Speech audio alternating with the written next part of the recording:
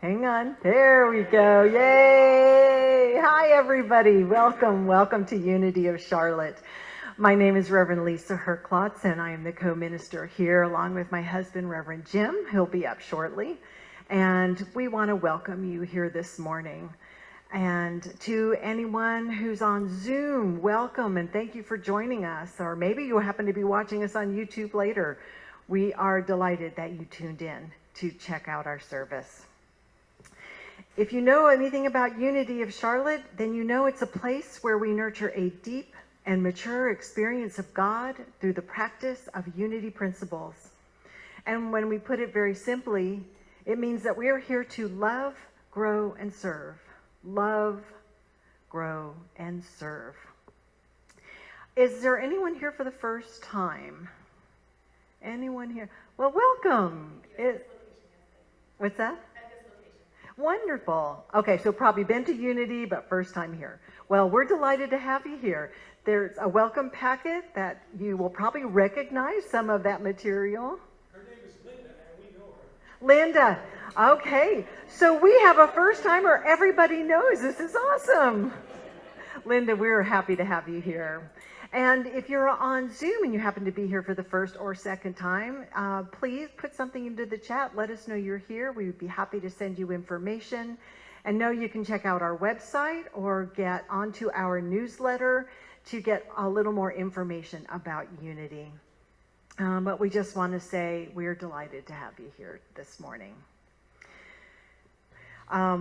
What a great reminder, you know, this month is the kickoff of Pride Month, and so we're going to be focusing on divine worth. And so my soul is welcome here. It goes out to anyone, everywhere, in whatever way you are expressing your human divinity. So we have a few announcements. First and foremost, and probably the most important, is what's happening after service today.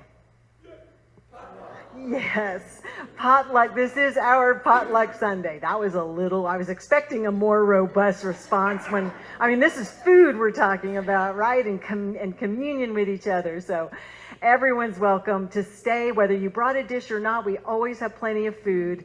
So please join us after the service for some fellowship time, which is always sacred when we include food and breaking the bread together. Next, we have theater ministry. Just to let you know, our first one has kicked off this Saturday. There were 7 participants, which is the perfect amount, and everybody was smiling and full of joy when they left. So I am very excited about this ministry. And we have a July and August workshop available. So anybody that wants to join in July or August, find the links on our website or in the newsletter, and it'll take you straight to the registration site so we can get your name in there and let Adrian know that you're going to be coming in July and August. Those are 2 separate dates, by the way. 4 weeks in July is one workshop and 4 weeks in August. Also a reminder, we have our new member workshop series starting here in June, Saturday, June 17th at 1 p.m. We're going to be holding the 5 principles workshop, and we are asking if you want to be a new member. This is a required course, so please let Reverend Jim and I know if you have that interest. We would be delighted to support you in whatever way we can to ensure you're able to attend. This is the book we'll be using.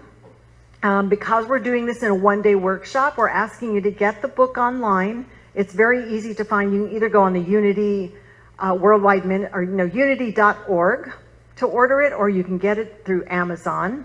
It's by Reverend Ellen Davenport. It's literally one of the foundational books of Unity if you're new. But honestly, if you have been in Unity for a long time, it's an amazing class to keep taking over and over again, because every time you do, these principles go deeper and deeper into your consciousness, and it becomes easier and easier to live from them. So that registration link is also on our website or on our newsletter.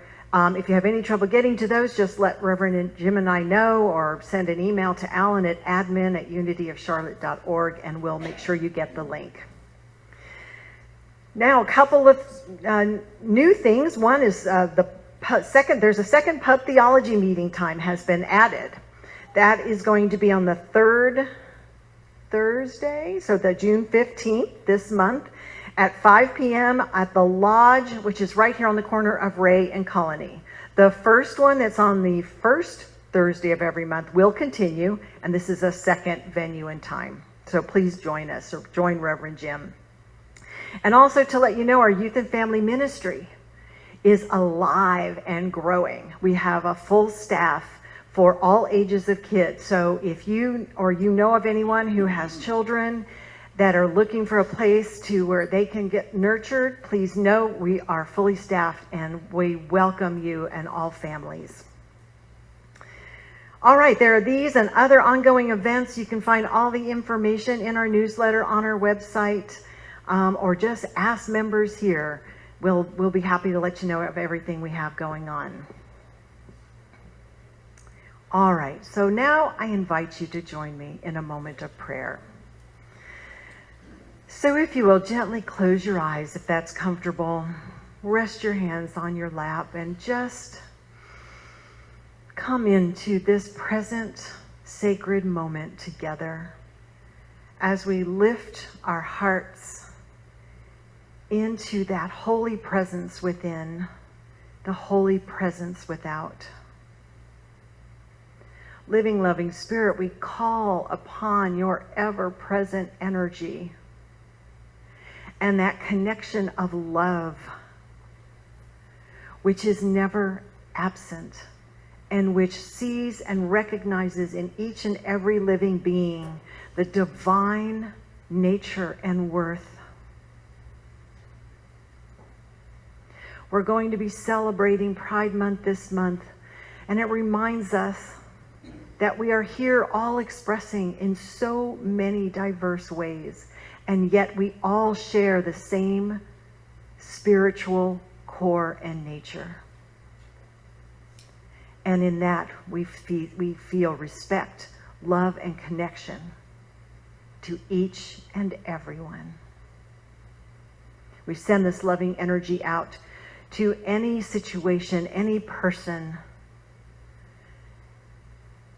out in our world in need of remembering the love that they are and the love that is present through the holy power of God. And so it is. Please join me in reciting our unity prayer of oneness. So together, there is one presence and power in my life and the universe, God the good, omnipotence. We claim and affirm this presence in our lives as love. Now I'd like to open up this space. If you have anyone you'd like to hold in prayer, any situation you'd like to lift in prayer, we're going to open up this space with a sense of sacredness and faith. And as we go into the silence, feel free to speak the name or the situation into this space. Let me do that now. Mom. World leaders.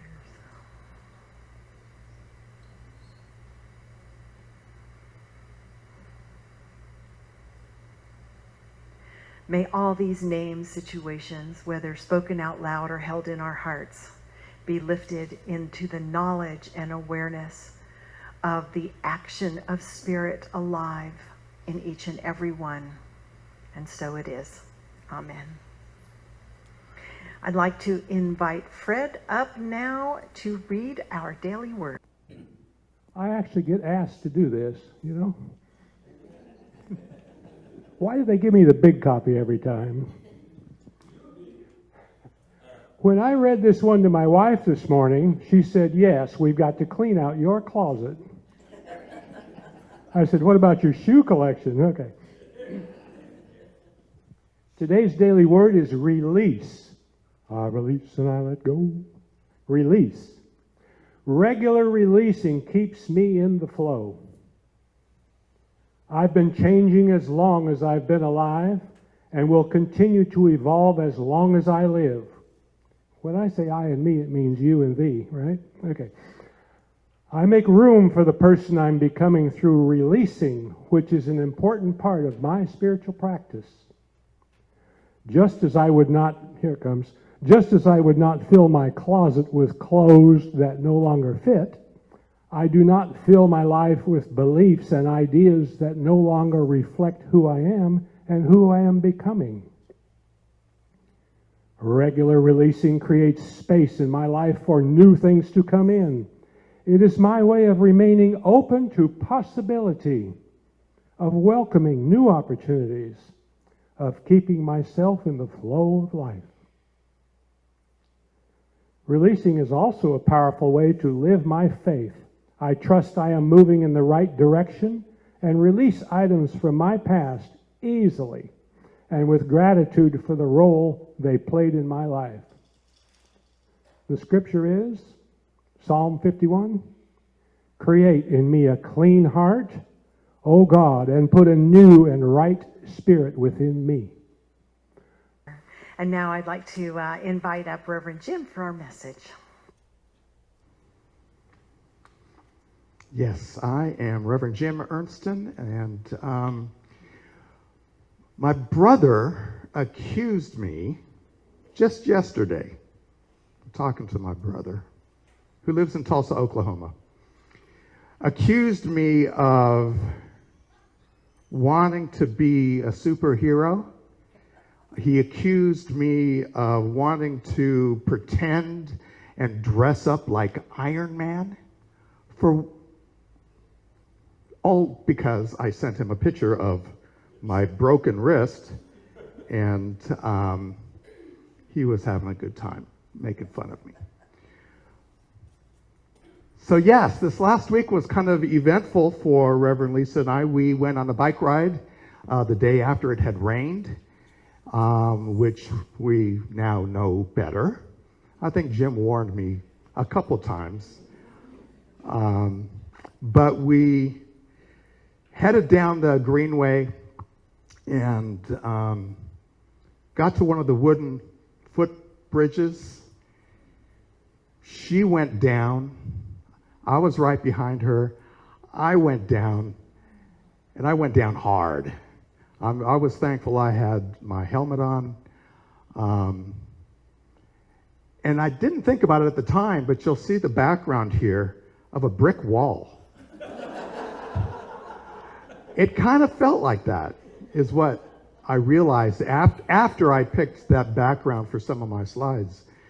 I hit hard my shoulder, and collected ourselves. We went and sat on a bench, and I actually passed out.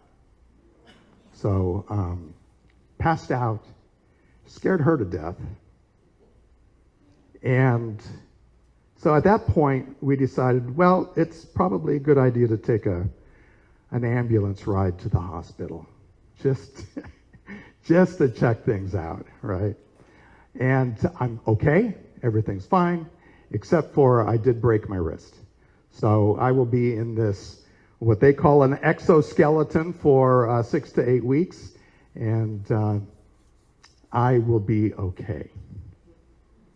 But of course, my brother's going to give me a hard time for the next 8 weeks anyway. We're going to talk about, as we tie these things together, we're going to talk about Pride Month, but we're going to talk specifically about 3 ideas tied in with that concept. We're going to talk about equality, inclusivity, and we're going to also throw in what might be new to some of you, equanimity. Equanimity. And the reason we're tying these together is equality, equanimity, they are concepts that are sometimes confused and thought to be interchangeable, but they're not. So we're gonna get down to the nuts and bolts of what equanimity actually means. So just a little bit of a preview of this. As we enter into Pride Month, as we enter into Juneteenth, which is also celebrated this month, These are events within our human lives where we focus on the broad cultural and societal events in our lives, if that makes sense. Pride Month, Juneteenth, and a couple of other things that I'm going to mention later on. As opposed to equanimity, which we're going to find out is more of an internal work that we do ourselves. So, stick with me as we move through this. Number one, equality. So again, equality, inclusivity, and equanimity. Number one, equality. I'm really proud of the idea that I'm part of a movement, the unity movement itself, that has recognized where we are as a society. We could not have said this a couple of decades ago, I don't believe. But we can now. This pride that I'm feeling for the movement itself, as it has grown and matured over the years, because now Unity Worldwide encourages the formation within its individual churches of something called spiritual social action ministries. And here are the words that I'm using. I'm not just saying social action, and I'm not just saying social justice. I'm saying spiritual social action ministries. And the movement itself is encouraging the individual churches to participate in these type of things. Unity as a movement, general or worldwide ministry, participates in Pride Week events, National Pride Month, and the conversations that we have surrounding all that as well. So I'm proud of that.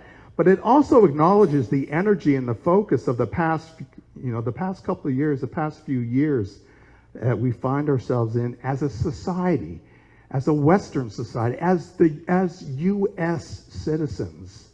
We find ourselves kind of in a unique position.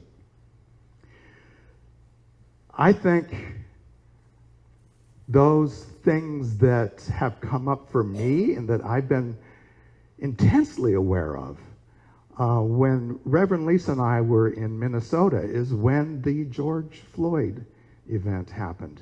We were right there. I mean, we heard the demonstrations out our apartment window. We were that close. The income inequality topic that comes up from time to time. And maybe even the Me Too movement. These are all things that we're dealing with as a society in terms of how we treat other people, how we treat each other as well. So, let's go ahead and go to that next slide. Unity Worldwide has come up with a statement of social action. And this is what I'm proud of, that when we were going through all these things, it wasn't simply just ignored and we as individuals had to deal with them.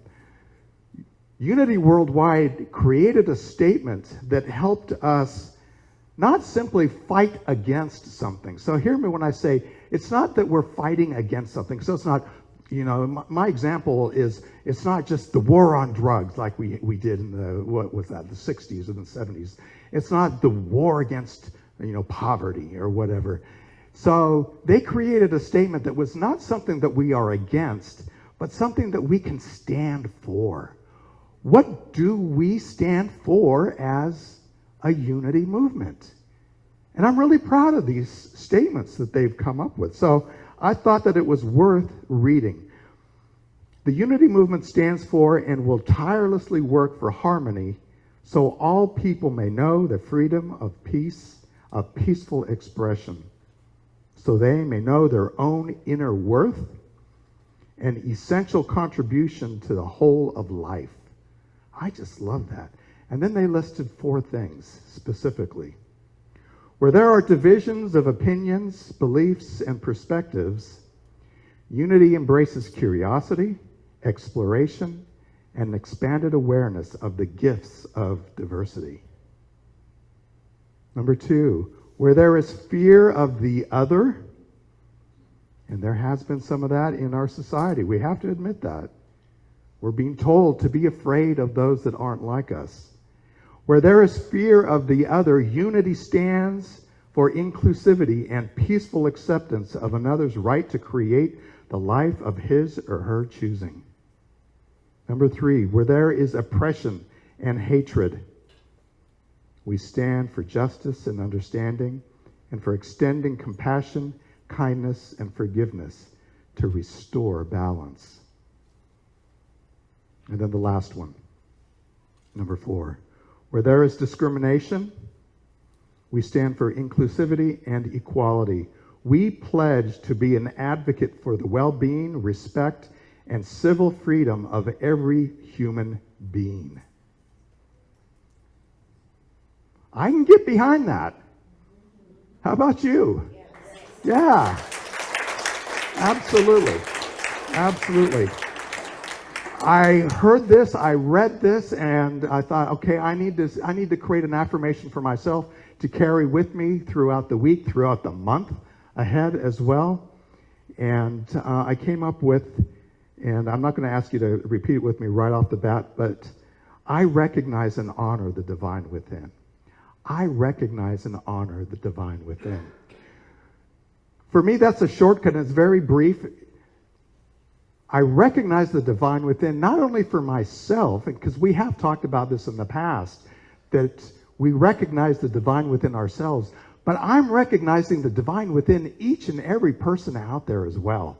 And because I do recognize that, that's my inclusivity. You see how that ties together? I'm divine, you're divine.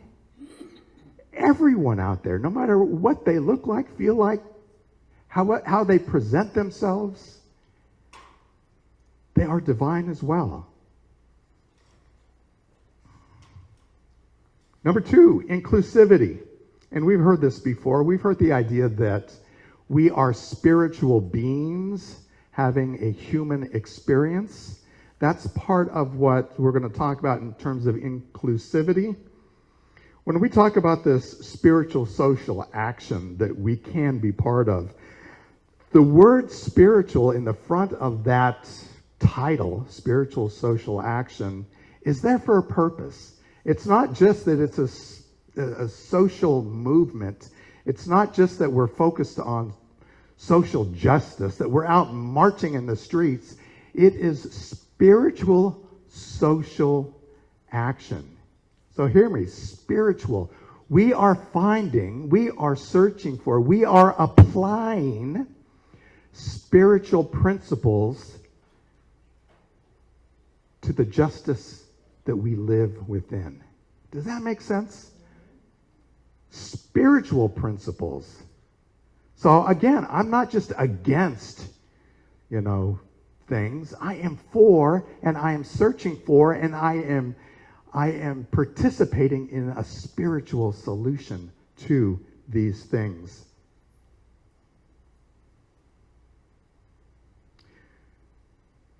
When we focus on that spirituality for our understanding of this social action, in essence, we're bringing a permanent success to the issue.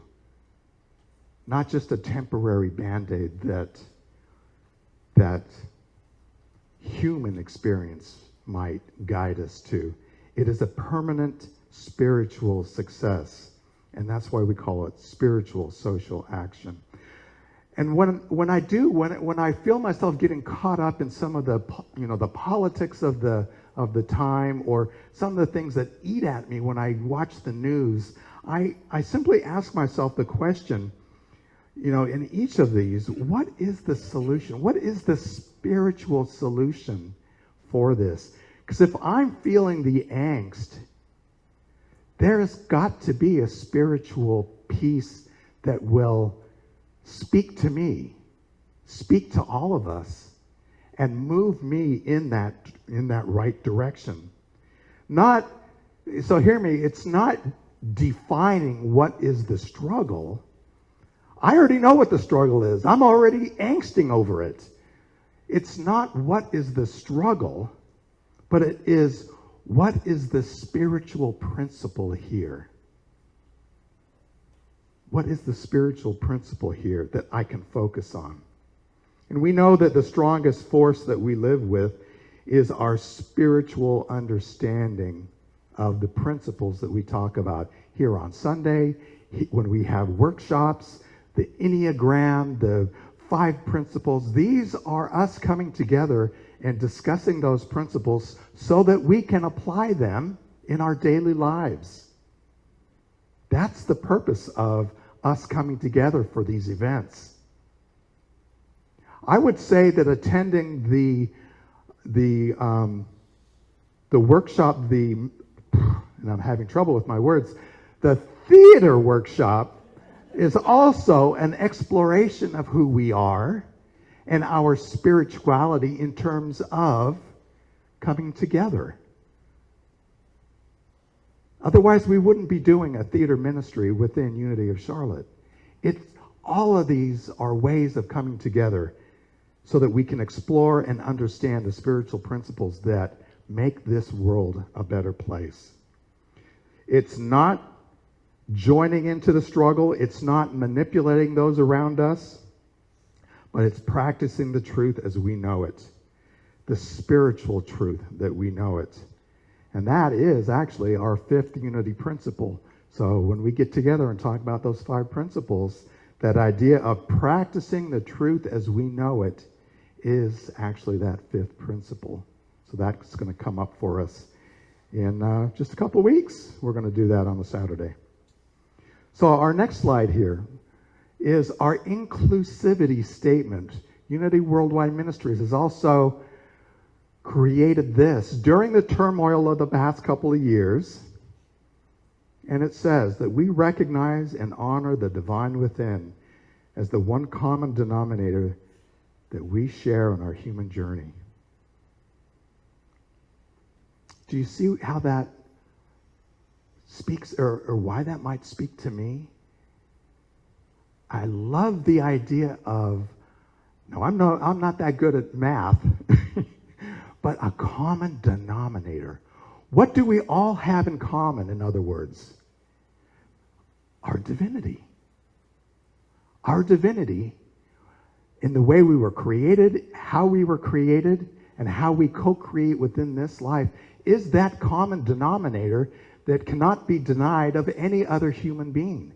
So if I'm able to see that, that common denominator serves me well, that inclusivity statement. And that diversity all around us.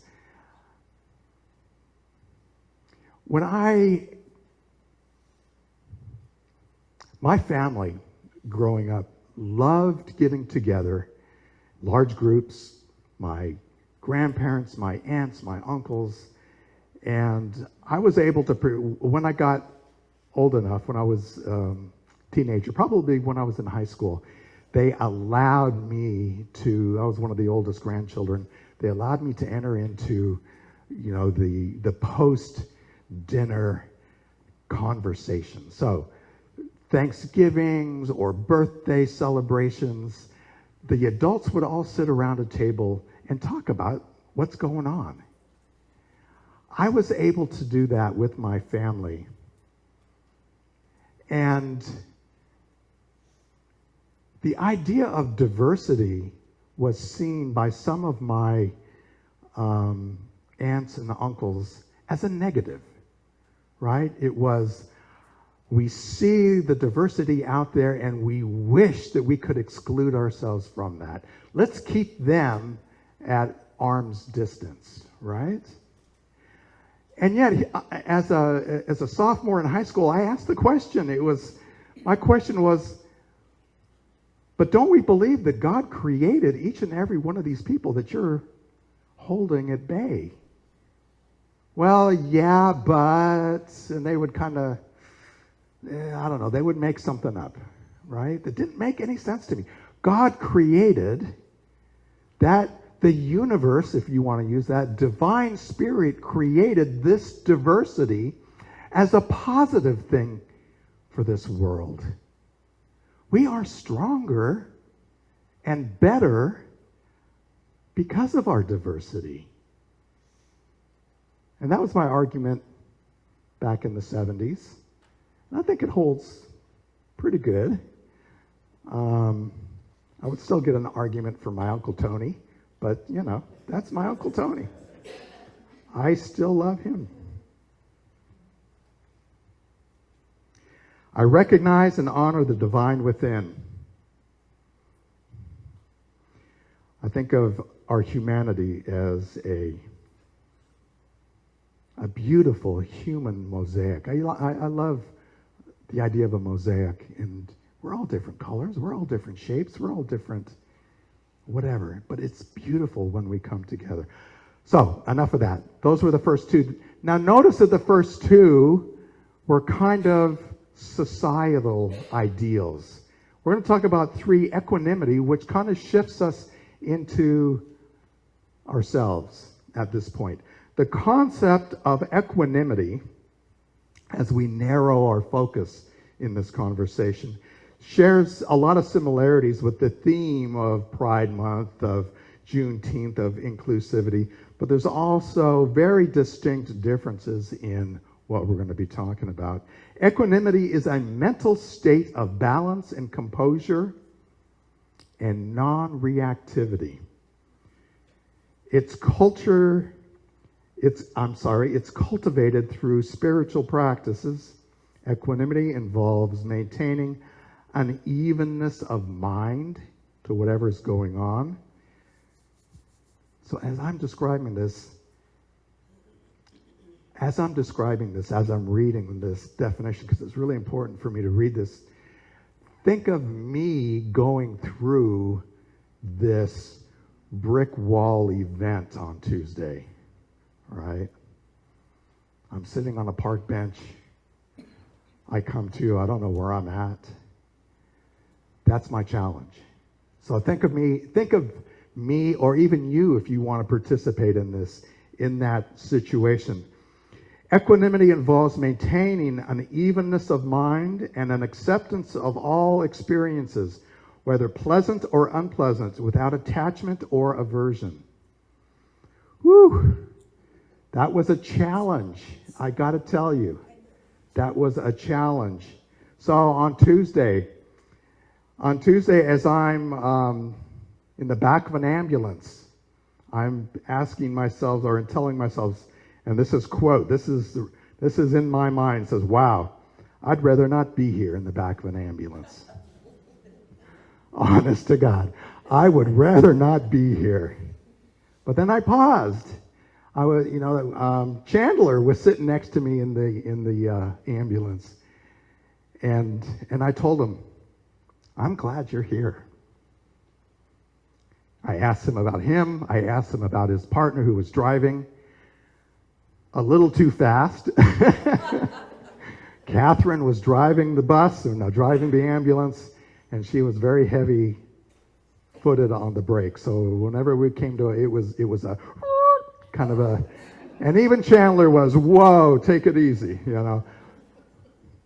But I was glad they were there. That's what was going through my mind. While equanimity promotes this attitude of non-discrimination and non-preference towards worldly experiences, and that's where I was, in that practicing of non-preference. Yeah, I wish I wasn't in the back of that, but how can I deal with that? It's primarily an individual practice that focuses on cultivating inner peace and wisdom. Inner peace and wisdom. That's what my goal was at that moment. I was not necessarily there yet. Again, Tuesday, as we got to the ER, they loaded me on that gurney and pushed me into the ER. I was having waves of nausea. I didn't know if I was going to make it there, and I was having those waves. And I said out loud, I said, Chandler, how long have you been an EMT? I was trying to take my mind off of my physicality at that point. How long have you been working with Catherine? And so we had that real nice conversation there as well. So in contrast to equanimity, Pride Month, Juneteenth, spiritual social action are those broader social and cultural phenomenon that involve our collective recognition of celebrations, but also of historical and current inequalities. We've got to admit that. Within unity, we're not denying that these things are happening. We're facing them, we're looking at them, but we're bringing that equanimity to bear on the process. How can I approach this with balance and wisdom? How can I help those marginalized groups that I see out there? But equanimity, boy, say that 3 times really fast, got me through that visit to the ER with all of the x-rays, with all of the CAT scans, with all of the, they even did an EKG on me. They really did a workup on me. It was my mental state and my spiritual practice that got me through that experience. It was the prayer and the meditation that got me through that experience. In the middle of the time, if you've ever been to an ER, if you've ever been there, and I don't know if this is the same in every, I'm seeing some people out there, yeah, I remember my last visit to the ER, but the CAT scan is the most popular spot in that hospital. For whatever reason, I don't know. Everybody wants a CAT scan. So they push me down the hallway and they just leave me in the hallway, right? And I'm queued up behind 4 other people waiting for CAT scans. And I felt kind of abandoned and alone in this hallway in an atmosphere that I was very unsure about. And what came to mind during that experience for me was that prayer. And it turned into a chant for me, actually. That prayer meditation that turned into a chant, wherever I am, God is, and all is well. Now, what's funny is, I would say that even just a year or 2 ago, I probably would have went into Our Father which art in heaven. I probably would have went into the Lord's Prayer. I mean, that was embedded from childhood for me, right? There's been 60-some years that I've said that over and over again. But on Tuesday, it was that prayer for protection and those couple of lines, wherever I am, God is, and all is well, that gave me such great comfort. Equanimity, wisdom, balance. And I was okay. I knew I was going to be okay at that time. I also threw in, of course, we know the first and second line, the light of God surrounds me. The love of God enfolds me. I probably said that 100 times waiting for that CAT scan. So, just so that we're not confused with all these terms that I've gone through today, both of these concepts are important in our lives. The idea of equality is important to us as a group, as a society. Equanimity is just as important to us, but more on a personal basis. Pride Month, Juneteenth, equality have that broader societal focus. It helps us create positive change in our world. Equanimity got me through a tough time with peace, wisdom, and balance. Okay, let's say this one together. Uh-oh, we lost our... There we go. So join me with this affirmation, if you would. I recognize and honor the divine within. I'm going to be using that all month long. So as part of this talk, as part of us coming together, we always want to focus on, okay, these are great concepts. How do we apply them practically into our lives? This is practical Christianity. So, for me, I recognize and honor the divine within as the one common denominator that I share with my human journey. That's what I'm taking with me throughout the month. That common denominator I have with each person I bump into at Starbucks, at the grocery store, in traffic. I'm recognizing that common denominator with that person.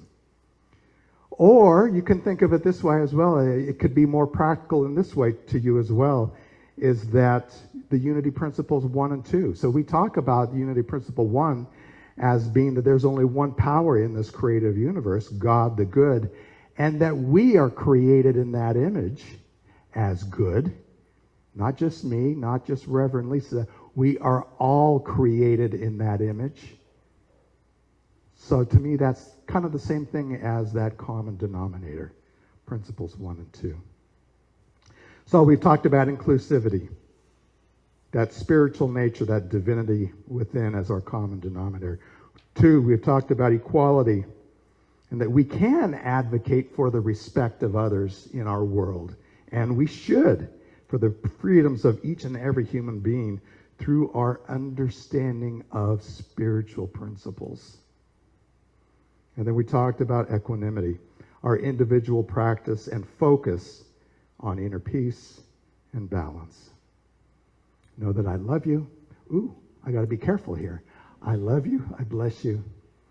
I see the divine and that common denominator in each and every one of you. Namaste.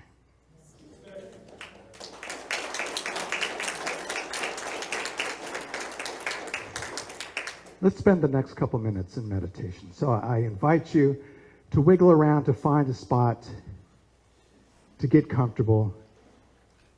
Find a place for your hands, if that's in your lap, palms up or down, whatever feels comfortable for you. And if it's right, closing your eyes as we move within into this time, this quiet time. And you can say to yourself as well as we move deeper in to this time, that my natural state is one of balance, as I expect peace in my life. My natural state is one of balance and peace. I focus during this quiet time on that spiritual quality of equanimity. And I do this through this quiet time, but also through my daily practice of prayer and meditation. I feel that breath, and I let it out. And I know that with each exhale, I drop a little deeper into this time together. I know that my reality is spiritual. I know that my reality is based on equality. This is my reality. This is where I live and breathe and have my experience. Knowing this, we spend the next minute or two focused within in silence.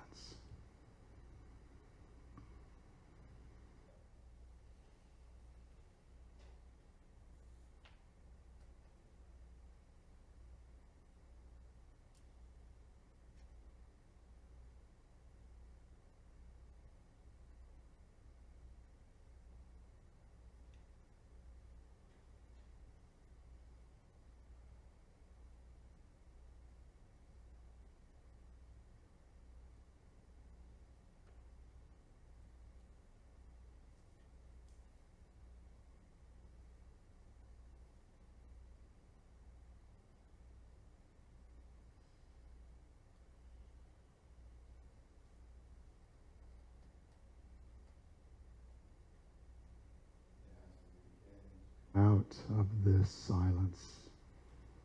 As we become aware of the room around us once again, we claim that wisdom from the silence as our birthright. It is ours. We open our eyes and we say namaste.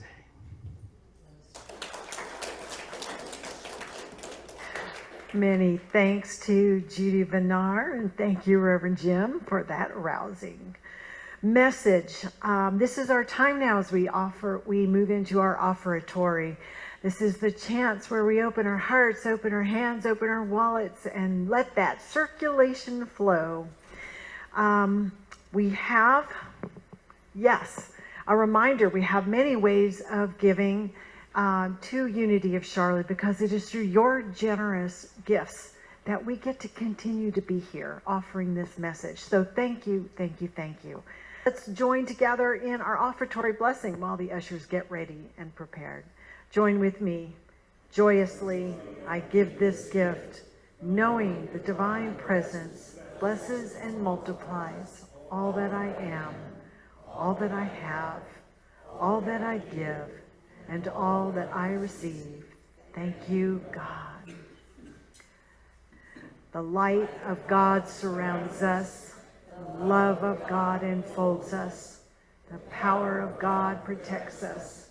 The presence of God watches over us. Wherever we are, God is, and all is well.